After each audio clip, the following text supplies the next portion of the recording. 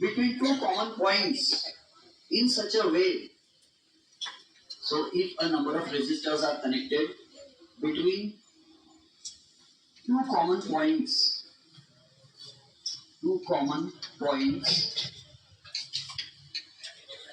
in such a way that potential difference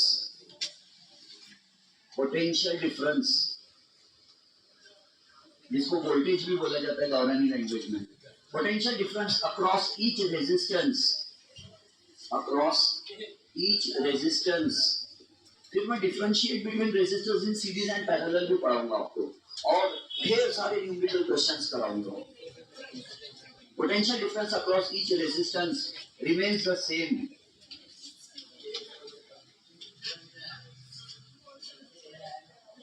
Then this combination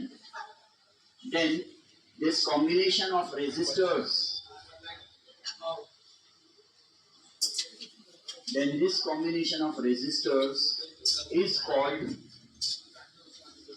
resistors in parallel। अब इसका meaning समझा देता हूं आपको। resistors in parallel,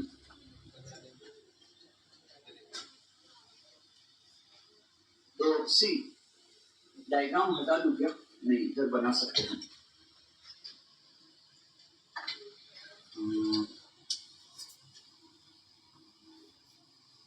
इधर हमारे पास जगह है वैसे। So we have three resistors. We have taken three resistors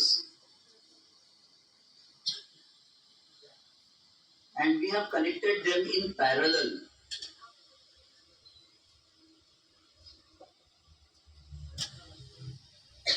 हमने उनको पैरेलल में कनेक्ट किए। फिर मैं आपको समझाऊंगा पैरेलल का मीनिंग क्या है। मुझे मालूम है कुछ स्टूडेंट्स पैरेलल का मीनिंग मैथ्स वाला पैरेलल समझ लेते हैं। ये रेजिस्टेंस R1 है, यानी ये बारीक वायर है। It's a very thin wire, it's area of cross section is very small. ये वाला और भी ज्यादा बारीक वायर है, R2 उसका रेजिस्टेंस है। मान लो उसकी वैल्यू है 2 ओम और इसकी वैल्यू है 1 ओम सपोज। और ये सबसे ज्यादा बारीक वायर है ये वाला, इसका रेजिस्टेंस है 3 ओम। रेजिस्टेंस ज्यादा है, हमको मालूम है जो वायर जितना ज्यादा बारीक रहता है उसका रेजिस्टेंस उतना ज्यादा रहता है। तो इसका रेजिस्टेंस और भी ज्यादा है, बहुत ज्यादा रेजिस्टेंस है। और ये तीनों को हमने कहाँ कनेक्ट किया? Between two common points. ये पॉइंट का नाम है P और ये पॉइंट का नाम है Q। और तो देखो, if a number of resistors, number of यानी 3, 4, 5, 2, 10, 20 कितने भी are connected between two common points. कौन से कॉमन पॉइंट्स है? P and Q। के बीच में तीनों को कनेक्ट किया हमने in such a way that voltage across each resistance remains the same. तीनों का वोल्टेज कैसा रहेगा? सेम। तो तीनों को मिला के एक ही वोल्ट मीटर लगाना पड़ेगा। मुझे ये बताओ वोल्टेज यानी क्या होता है? एनर्जी। हाँ, वोल्टेज को पोटेंशियल डिफरेंस भी बोलते हैं, but how will you define it? Energy required to cross the resistance, है ना? Energy required to overcome the resistance is called potential difference, voltage, है ना? लेकिन टेक्स्ट बुक में क्या दिया है? It is the work done to move a charged particle, one charged particle from one point to another। Text में ऐसा दिया, लेकिन अपन ने जो बोले वो भी बिल्कुल करेक्ट है। तो सी जब रेजिस्टर्स को पैरेलल में लगाया जाए तो वोल्टेज सबका सेम रहता। क्या आपको ओम्स लॉ याद है? क्या बोला था ओम ने? If you increase the voltage the current also will increase, but हाँ, इफ रेजिस्टेंस रिमेन्स कांस्टेंट, है ना? और रेजिस्टेंस कांस्टेंट कब रहता? जब length, area of cross section, material and temperature of the conductor remains the same. तो V is equal to क्या हो जाएगा? R into I, where R is called constant, है ना? Constant of proportionality। अब क्या मैं ये फॉर्मूला ऐसा मॉडिफाई कर सकता हूँ?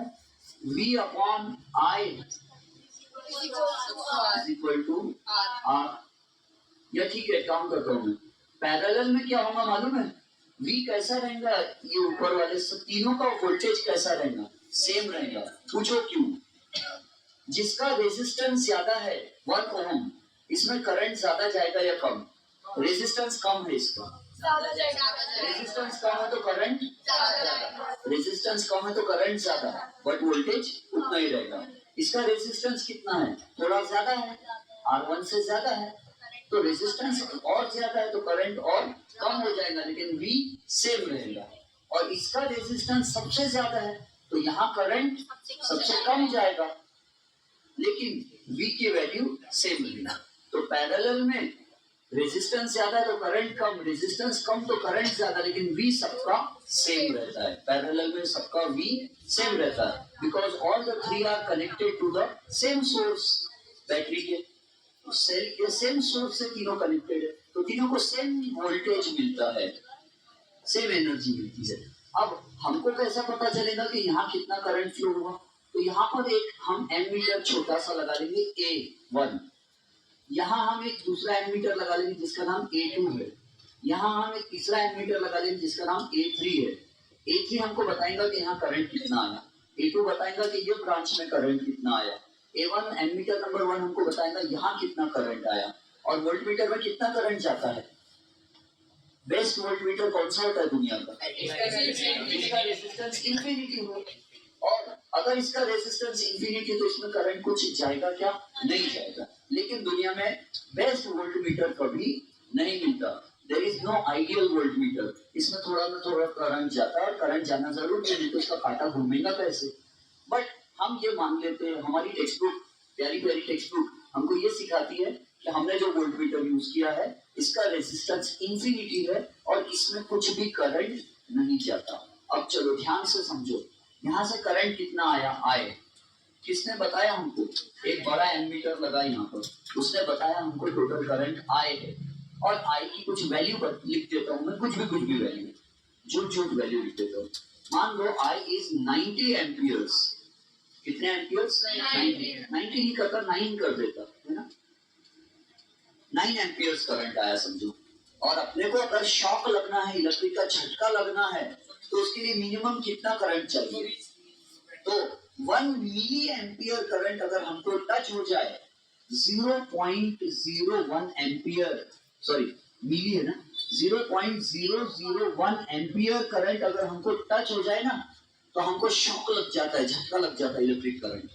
तो हमारी बॉडी देखो कितनी सेंसिटिव है। 0.001 एम्पियर में हमको शॉक लगता है, तो 9 एम्पियर हमको तो टच होगा तो मर जाएंगे हम, है ना, 2 बार मर जाएंगे शायद, मजाक कर रहे हैं। तो 9 एम्पियर करंट आ रहा है, इतना हमारे घर में यूज नहीं होता। अपने घर में कितना एम्पियर यूज होता मालूम? अच्छा जाने दोनों क्या करना। तो 9 एम्पियर करंट आ रहा है यहाँ से, और 9 एम्पियर में से किसने बताया हमको 9 एम्पियर आ रहा है? अब वो 9 एम्पियर यहाँ आया, और इसको ब्रांचेस दिखी 9 एम्पियर को, तो ऊपर की ब्रांच में क्या हुआ? रेजिस्टेंस था कम, तो यहाँ चला गया 5 एम्पियर। कितना चला गया? 5 एम्पियर। हमको किसने बताया? ये किसने गिन के बताया? बोले 5 एम्पियर है। और यहाँ कितने एम्पियर गया? तो 3 एम्पियर गया। मान लो अपने मन से कुछ भी, और नीचे में कितने एम्पियर गया? 1 एम्पियर गया, है ना। इस तरह कितने एम्पियर होगा? 5 + 3 8 + 1 9। अब ये वैल्यूज हटा देते, ये टोटल करंट कितना है? I। ऊपर कितना गया? 5 एम्पियर वाले को हम क्या नाम दे देते हैं? I1। मान लो I1 की वैल्यू 5 एम्पियर है। 3 एम्पियर वाले को क्या नाम दे देते हैं? I2, क्योंकि हर बार थोड़ी 3 एम्पियर रहेगा, कुछ भी हो सकता है। और 1 एम्पियर वाले को क्या नाम दे देंगे हम? I3। समझ गए? क्या मैं ऐसा लिख सकता हूँ? क्या मैथ्स इस बात की मुझे इजाजत देता है कि मैं लिखूं I = I1 + I2 + I3? लिख सकता हूँ, है ना। लॉजिक और मैथमेटिक्स मुझे इस बात की इजाजत देता है कि अपन लोग I = I1 + I2 + I3 लिख सकते हैं। सी टोटल करंट कितना निकला था? I, और उसमें से यहाँ कितना गया? I1, इधर कितना? I2, इधर कितना? I3, और कहीं गया कि करंट? नहीं। तो ये तीनों मिला के क्या हो गया? तीनों चिल्लर करंट मिला के ठोक करंट हो गया। I is the total current and I1, I2, I3 are individual currents, चिल्लर currents. ओम्स लॉ मालूम है कि आपको क्या होता? V is directly proportional to I. V is equal to R into I. तो I का मतलब क्या हो जाएगा? V upon R. V upon R. तो क्या मैं यहाँ लिख सकता हूँ V upon R? क्या ये I टोटल करंट है? तो क्या मैं R को भी टोटल लिख सकता हूँ? हाँ, लेकिन मुझे टोटल वर्ड अच्छा नहीं लगता, मैं रिजल्टेंट वर्ड लिखता हूँ. रिजल्टेंट के निकले से टोटल करंट है समझो, और टोटल रेजिस्टेंस है समझो. रिजल्टेंट यानी सब चिल्लरों को मिला के रिजल्ट क्या निकला बॉस, वो आर बॉस ऐसा लिख सकता हूँ. बॉस लिख दूं क्या? एग्जाम में अलाउड नहीं है बॉस लिखना. इज इक्वल टू I1 की जगह V अपॉन R1 लिख सकता, लेकिन मैंने V1 अपॉन R1 क्यों नहीं लिखा?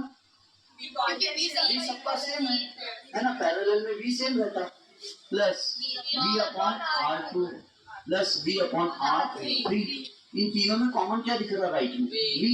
ब्रैकेट्स में बचला 1 upon R1 plus 1 upon R2 plus 1 upon R3, और इधर क्या है? V upon R resultant. इसको रिजल्टेंट की जगह इक्विवेलेंट भी बोला जाता है. इक्विवेलेंट यानी ये चिल्लरों का इक्विवेलेंट सबका मिला के बॉस, ऐसा भी बोलते हैं. अब क्या ये भी इधर आके V कैंसिल हो जाएगा? यस. क्या बचा? 1 अपॉन R रिजल्टेंट. और रिजल्टेंट काय का है? ये तीनों पैरेललों का है, तीनों पैरेलल में है, उनका रिजल्टेंट है. तो मैं इसको RP लिख दूं क्या? पैरेलल या R रिजल्टेंट ही अच्छा लग रहा? RP. अच्छा, P यानी क्या है? पैरेलल. जब रेजिस्टर्स को पैरेलल में लगाए तो उनका बॉस RP रहता है, उनके बॉस का नाम RP. Boss is equal to 1 upon R पहला नंबर, 1 अपॉन R दूसरा रेजिस्टर, 1 अपॉन R तीसरा. और अगर मैं यहाँ पे ऐसा जोड़ दूं तो एक और चौथा नंबर का प्लस 1 अपॉन R, और पांचवा जोड़ दूं तो हाँ, तो मैं लिख देता if n resistors are connected, if n resistors are connected in parallel, then what will happen? 1 upon R parallel is equal to 1 upon R1 plus 1 upon R2 plus 1 upon R3 plus 1 upon R4, R5, R6 plus करते करते कहाँ तक जाएंगे ये? 1 upon Rn तक जाएगा. n यानी जो भी होगा, 10, 20, 50 जो भी होगा. समझ में आया किसी को ये फॉर्मूला? अच्छा, रेजिस्टर्स को पैरेलल में लगाने से टोटल रेजिस्टेंस बढ़ जाता है या कम हो जाता है? तो आंसर है टोटल रेजिस्टेंस कम हो जाता है. सीरीज में अगर जोड़ा जाए, कल जैसे जोड़े थे अपन ने, तो टोटल रेजिस्टेंस क्या होगा? बढ़ गया. पैरेलल में लगाने से टोटल रेजिस्टेंस कम हो जाता है. कैसे? तो देखो फॉर्मूला. अपन ने इसको कितना ओम समझे? पहले वाले को 1 ओम. इसको कितना समझे? 2 ओम. इसको कितना समझे? 3 ओम. हर बार ये सेम वैल्यूज नहीं रहेंगी, बट हमने अपन एक सपोज कर लिए थे. R1 is 1 ohm, R2 is 2 ohm, R3 is 3 ohm. अगर इनका टोटल बॉस कितना होता निकालना है तो क्या होगा? 1 upon R boss is equal to 1 upon R1 plus 1 upon R2 plus 1 upon R3. तो 1 upon RP is equal to 1 upon R1 कितना है? 1 ohm. ओम का साइन लगाओ क्या? लगा दो. प्लस 1 upon सेकेंड कितना है? 2 ohm. प्लस 1 upon थर्ड कितना है? 3 ohm. और आपको एलसीएम आता है बोलते हैं 1 upon 1 plus 1 upon 2 plus 1 upon 3. क्या हो जाएगा? 6 हो जाएगा. श्योर? तो मैं ऐसा लिख सकता क्या? 1 upon 6 प्लस क्या मैं ऐसा लिख सकता हूँ? 3 upon 6. क्या मैं ये चलता ना डायरेक्ट ऐसा किया तो मैथ्स आता है ना आप लोग अच्छे से? हाँ. और यहाँ 2 upon 6 कितना होगा? 6 plus 3 9 plus 2 11 by 6 होगा, है ना? ये हटा के एक ही लिख देता हूँ 11 by 6. आपको जो मेथड से करना है कर लो. तो अब इसका रेसिप्रोकल मार दूं क्या? R3 is equal to 6 upon 11. 6 upon 11 है ऐसा समझ लो. 6 upon 12 है समझ लो. तो क्या होगा? 0.5 समथिंग आएगा. RP is equal to कितना आएगा? 0.5 समथिंग, जो भी है समथिंग को छोड़ देते हैं. तो देखो अकेला चिल्लर कितना था? ये 1 ओम. ये कितना था? 2 ओम. ये कितना था 3 ओम, और 1 ओम 2 ओम 3 ओम को पैरेलल में लगाए तो टोटल कितना आया, हाफ ओम। पहले वाले से भी कम, दूसरे वाले से भी कम और तीसरे वाले से भी कम। बात समझ रहे हो? अब मिटाओ ये। हाँ ऑफ कोर्स यस, ये डेरिवेशन इंपॉर्टेंट है। ये तो एग्जांपल इधर का मिटा देता हूँ। This was only an example to show you that in parallel combination the equivalent, the resultant total resistance decreases. अब मैं आपको दो बल्ब्स लगा के बताता हूँ, आप मुझे बताओ कौन सा बल्ब ज्यादा उजाला देगा, कौन से बल्ब में ज्यादा लाइट मिलेगा। हाँ sir, R1 is greater than R2. Yes, of course. और I1 is greater than I2. I I1 is greater than I2. R2 is greater than R1. हाँ, I2 is greater than I1. Correct है। तो sir electric current को कैसे, electric current को कैसे पता, आपकी कहाँ जाना है, ये तो सबको पता है। एक अर्थवर्म जो है जिसकी आंखें नहीं होती उसको भी मालूम होता है कि किधर जाना है। तो करंट को मालूम होता है जिधर रास्ता ज्यादा मिलेगा खुला उधर ज्यादा भागेंगे। गाय बकरी को छोड़ दो आप खुले मैदान में, तो और 3 रास्ते बना दो, बारीक बारीक रास्ता, मोटा रास्ता और बड़ा रास्ता। गाय बकरी भी बराबर, जहाँ बड़ा रास्ता ना वहाँ ज्यादा गाय बकरी भागेंगे। तो ये इनबिल्ट होता है, इननेट होता है। गाय भैंस लिविंग है, नॉन लिविंग थिंग्स को भी अगर आप 3 नाली बना देते हो, बड़ी नाली, छोटी नाली और एक छोटी नाली, और 50-100 कंचे मार्बल फेंक देते हो तो बड़ी नाली में ज्यादा कंचे फूट जाएंगे। कंचे यानी मार्बल्स, मिट्टी।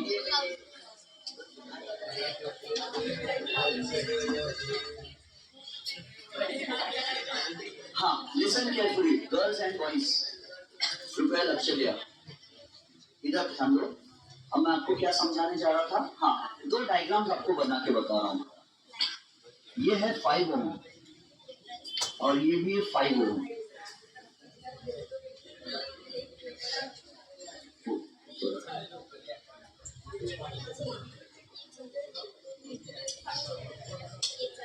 और यहाँ पर मैंने एक बल्ब कनेक्ट किया और यहाँ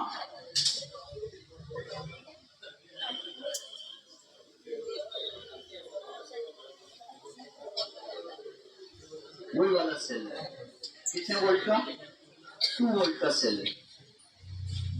ये 5 ओम है और ये भी 5 ओम है और यहाँ पर भी एक बल्ब है।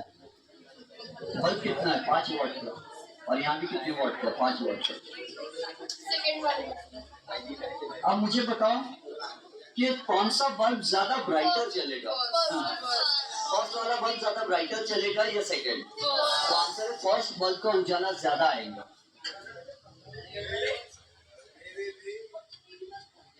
ये फर्स्ट बल्ब जो है ना नीचे वाला पैरेलल, इसका उजाला ज्यादा आएगा और इसका उजाला कम आएगा। पूछो क्यों?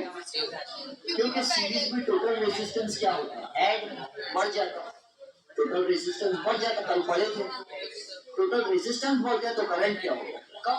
करंट कम तो उजाला कम, और पैरेलल में टोटल रेजिस्टेंस क्या हो जाता, कम हो जाता। तो यहाँ पर करंट क्या हो जाता, बढ़ जाता, तो उजाला भी ज्यादा आता। अच्छा मुझे बताओ रेजिस्टर्स को पैरेलल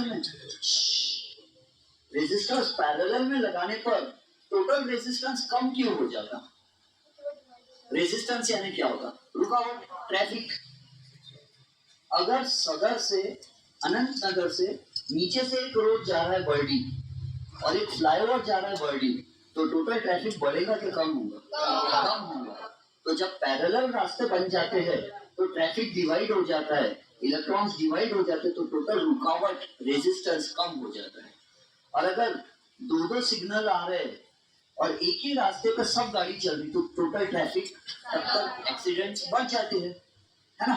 तो सीरीज में टोटल रेजिस्टेंस रुकावट बढ़ जाती है और पैरेलल में टोटल रुकावट रेजिस्टेंस इलेक्ट्रॉन के फ्लो में आने वाली रुकावट कम हो जाती है पैरेलल में। याद रहेगा आपको ये। अच्छा अपने घर में सीरीज में लगाते हैं, पैरेलल कल डिस्कस किए थे, पैरेलल में लगाते हैं। सीरीज में लगाने पर क्या प्रॉब्लम होगी, अगर यहाँ पर बल्ब लगा दिए, बल्ब का भी रेजिस्टेंस रहेगा ना हाई, और यहाँ पर गीजर लगा दिए। हाँ Crying, she's crying. She Yes, very. Sir, then सी यहाँ पर बल्ब लगा है, यहाँ पर गीजर लगा है। अगर बल्ब फ्यूज हो गया तो नहाएंगे क्या? नहीं, पॉसिबल ही नहीं। अगर बल्ब फ्यूज हो गया, बल्ब का वायर टूट गया तो करंट ही नहीं आगे जाएगा, और गीजर में पानी गर्म नहीं होगा तो हम विंटर सीजन में नहा नहीं सकेंगे।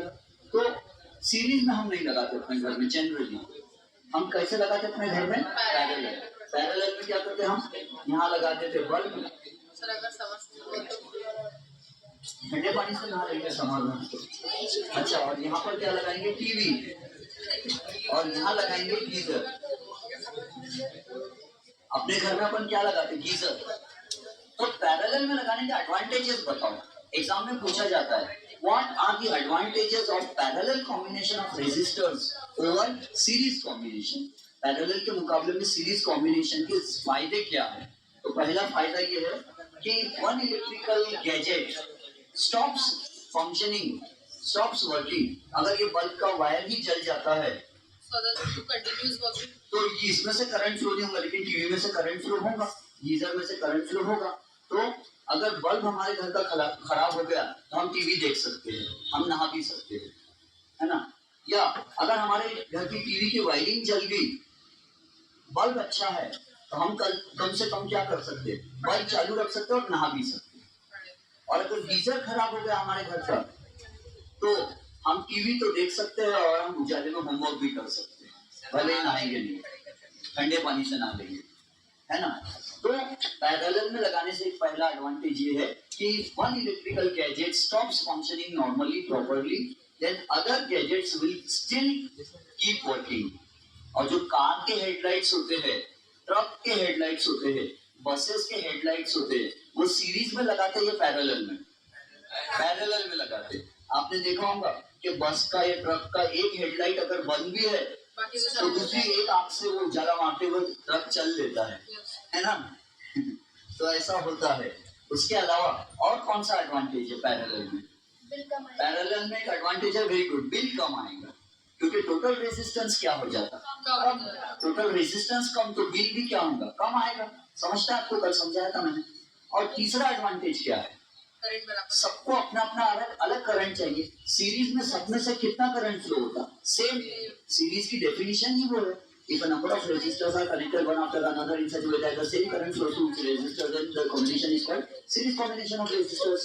तो सीरीज में क्या होता? सेम करंट सब में से जाता है। क्या बल्ब को जितना करंट चाहिए उतना ही गीजर को भी चाहिए? क्या उतना ही टीवी को चाहिए? क्या उतना एलईडी को चाहिए? नहीं। तो सीरीज में सबको करंट सेम मिलता है और ये कोई काम की चीज नहीं है। पैरेलल में क्या होता? जिसको कम करंट चाहिए उसको कम मिलता है, जिसको ज्यादा चाहिए उसको ज्यादा मिलता है, अपने अपने हिसाब से सबको करंट मिलता है। इसीलिए अपने घर में हम क्या करते हैं? सब चीजें काय में कनेक्ट करते हैं? पैरेलल में। हाँ, और क्या हम सबके स्विचेस भी अलग बनाते हैं?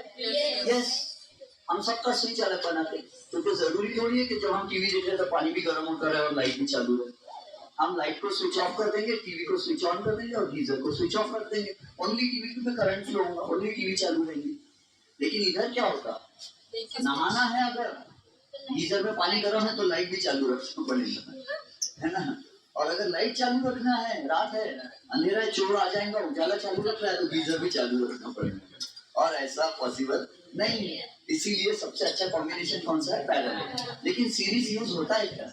हाँ, कभी कभी सीरीज यूज होता है लाइटिंग के लिए। जब घर में सीरीज में एलईडी लगाते हैं ना, वहाँ सीरीज यूज होता है। और कभी कभी अगर आप ऑफिस ब्रांच पे देखोगे अपनी ट्यूशन के, तो वहाँ क्या किया मालूम है? एक लाइट एक फैन को सीरीज में दे दिए, एक बटन चालू करो तो लाइट और फैन दोनों चालू होते।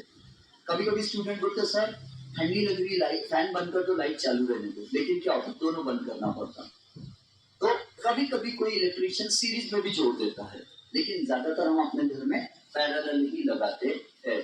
ऐसी बातें बच गए। हाँ, वी विल स्टॉप।